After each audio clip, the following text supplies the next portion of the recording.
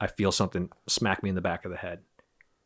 And I very clearly remember thinking, this is going to hurt. That I picked up my boonie cap, and there was an entrance hole and an exit hole. This is Folded Curiosity. Got to Kuwait. Off in Kuwait for 3 months, waiting to start. We did the same thing, yeah. Yeah. Camp Air John.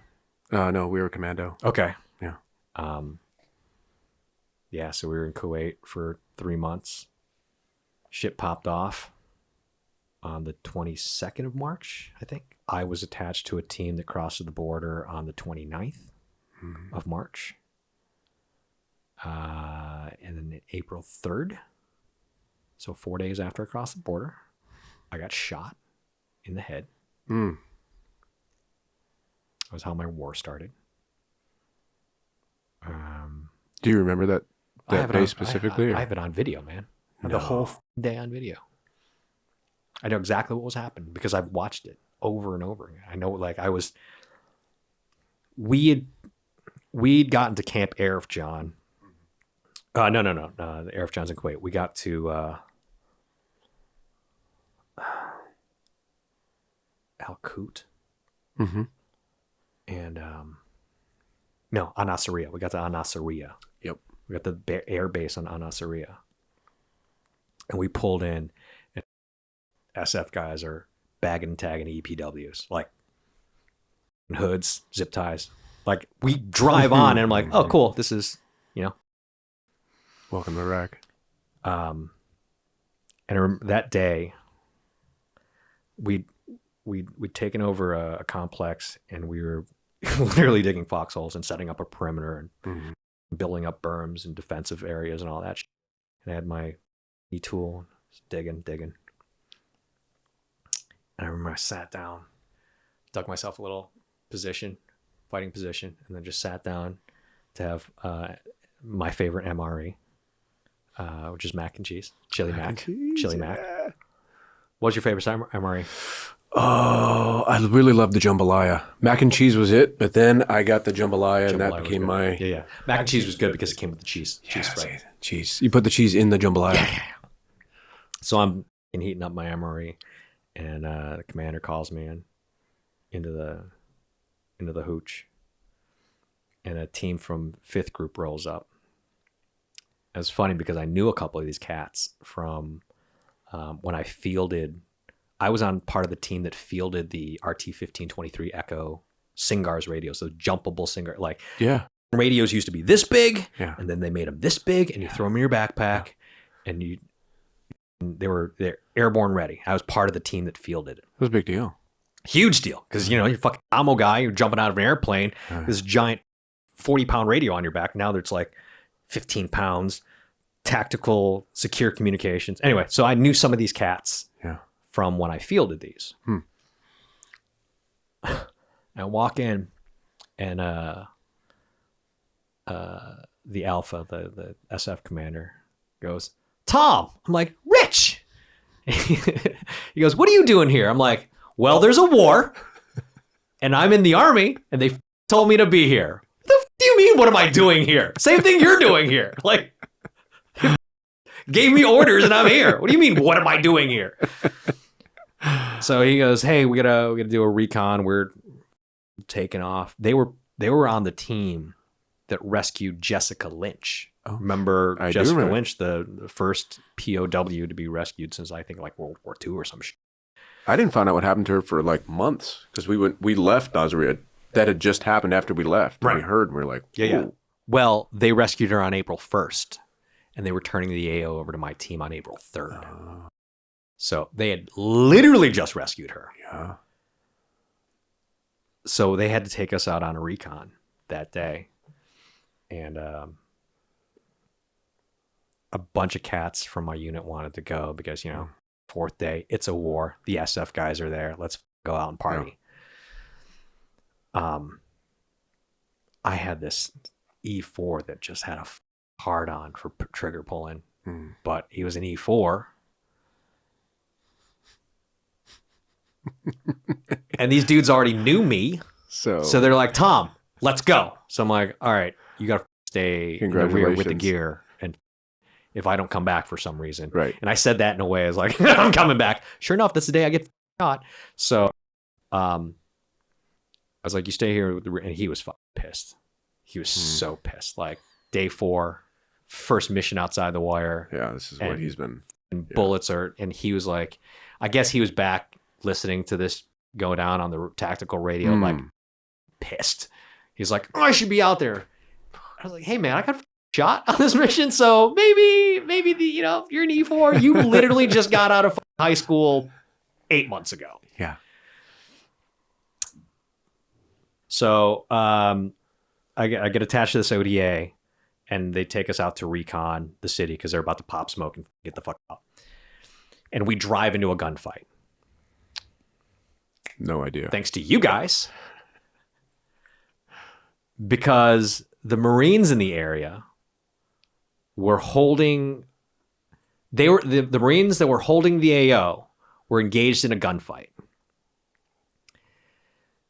They did not radio to any other elements that they were in a gunfight. Now, the convoy I was in, because it was an SF convoy, it looked like this. White pickup truck with some FID guys. All right. Some black SUVs that belong to some OGAs who, to this day, I don't know who they are. A bunch of SF gun trucks. Yeah. A couple more Humvees. Another black truck. More OGA. And behind us, another white SUV with FID guys, Foreign Internal Defense, for people who don't know, who have balaclavas and AK-47s. So that's what our convoy is. Sure. So our convoy is driving down this street, and it makes a turn. And from what I've been told, and from the reports that I have read, the Marines were in a gunfight down here. They don't radio to tell anybody. No. Our convoy turns, and the first truck they see is a white Toyota with, of course, some possible tangos. Who knows? They don't know because they didn't tell anybody. No. So we didn't know they were in the area. There's no announcement to be made. So yeah. So the Marines are like, we're getting flanked. So they start shooting at our guys. The guys the Marines were shooting at in the first place were like, we don't know who the fuck they are, so let's start shooting at them. So now our dudes are getting taken fire from both sides. Oh, Jesus. We haven't turned this corner yet, and it is a kill box. It is infantry do not do 101. We get stopped. We can't back up. We can't go left. We can't go right because there's some buildings here. There's a river to our left, like immediately to our left. And the FID guys, they don't know any better. No. So they don't know to back up and get the fuck out. No. So they're taking fire. We start taking fire. Nobody knows what the fuck is going on. Just a shit story. Just bullets. Day 4. First mission outside the wire. For the people listening, like Nasiriyah at that time was, I mean, it was chaos. It was chaos. Which is insane because they kept saying on the news, everything's fine. It's quiet up there. No. It was a disaster. So I'm stopped in the convoy and I'm driving. So it's me, my colonel over here, a major behind me, and our interpreter in the back seat. And I'm an E6. I'm the lowest ranking person in that truck. And we're stopped. And my colonel's got my long gun because he's a colonel and I'm driving. So he's got my long gun. Bullets start going. I can hear him. My video camera can hear him because my video camera's like on the tactical radio. Yeah. It's like filming. I'm collecting intel. So we're stopped and I'm like, fuck me. I reach down to grab my colonel's sidearm because he's got my long gun. And as I reach down, I feel something smack me in the back of the head. And I very clearly remember thinking, this is going to hurt because my head went right for the tactical. Like it did this. And I saw the tactical radio coming at my face. And I was not wearing a helmet because we were off with the ODA. So I was wearing a boonie cap.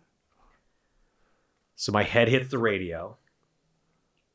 The camera gets turned around and I'm like, what the fuck? Like I'm dizzy. Ears are ringing. after a couple moments, I feel like this warm, wet feeling on the back of my neck. And I'm like, I went like this, and you can see it on the video. And I go, because I'm bleeding. Okay. I don't know it's a bullet. Like, I thought rounds are going off, somebody hit a building, something ricocheted, some debris hit me, something bounced. Yeah. But the last thing I thought was, it's a bullet. Sure. So I pick up my Kevlar, I put that on. I'm the combat lifesaver in the vehicle, so I start bandaging my own head. And I said to the colonel, I go, "Hey, sir, do you have your weapon? Your I think I said, do you have your piece?" Like I'm like John Wayne in a fucking like cowboy movie. I'm like, "Do you have your revolver?" Yeah, I was like, "Do you have your piece?" And he goes, "Yeah." I was like, "Can I have it?" He goes, "Do you want it?" I was like, "Yeah, I'd like it." So I'm bandaging my head. They've all taken cover outside the vehicle, and I'm like just in the driver's seat, like exposed as. And I'm bandaging my head. This is also before any of these vehicles had any armor. There was nothing. Oh, dude, we opened flaps. Yeah. We took the fucking flap doors off. Oh, yeah. Because I'm like, what's the point? What's the point? This is going to do nothing. Right. It's not going to stop me from falling It's out. in my way. It's in my way. And if anything, it's a hindrance. Yeah. So, yeah, no on anything but the SF gun trucks. Well, the kids now, I can't imagine. They would be freaking out, man. No. So I start bandaging my head. Like, I even say on the video at some point, you hear me go, "Well, that'll teach me not to wear my helmet." I said that. I literally, the comedian in me was like, "Well, that'll teach me not to wear my helmet." And it wasn't until later that I picked up my boonie cap, and there was an entrance hole and an exit hole. And I went, "Oh, fuck, that was a bullet. That was enemy fire." Like, the entire time I'm like, I thought somebody ricocheted something or whatever, but there was an entrance hole and an exit hole through my hat, and I still have the hat. Wow. It's like in my closet in a ammo can. Like, I still have that hat with the blood stain from that day. Watch the full episode this Thursday.